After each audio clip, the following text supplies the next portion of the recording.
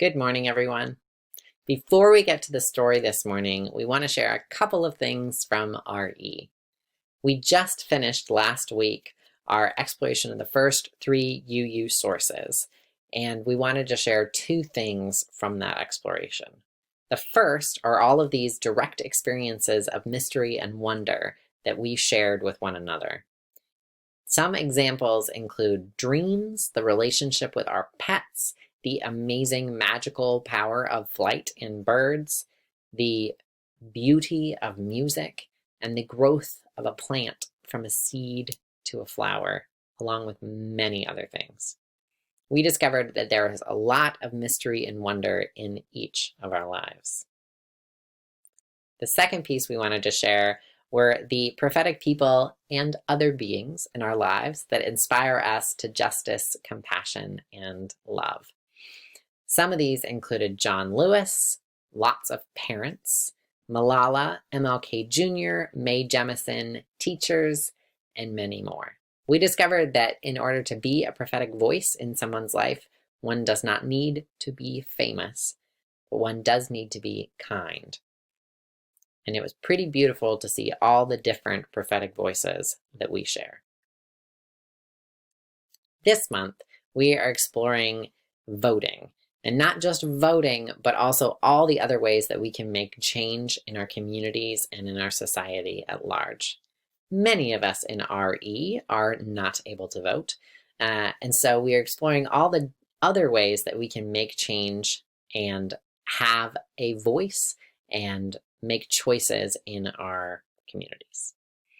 So today, one of the things we did was we voted. We voted on the different ways that we are going to make a change this month here in RE. And I don't yet have the results because sometimes voting takes more than a day. So all of the ballots are in the mail, and we will find out soon what we will do this month. The story that I want to share with you today is the story of the Good Samaritan.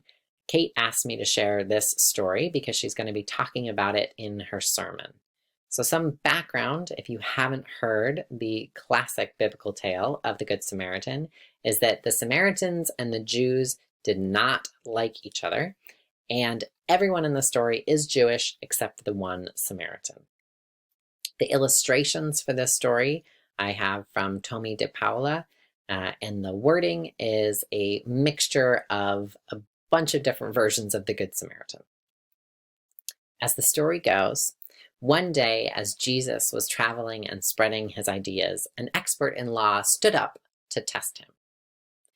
"Teacher," he asked, "what must I do to inherit eternal life?"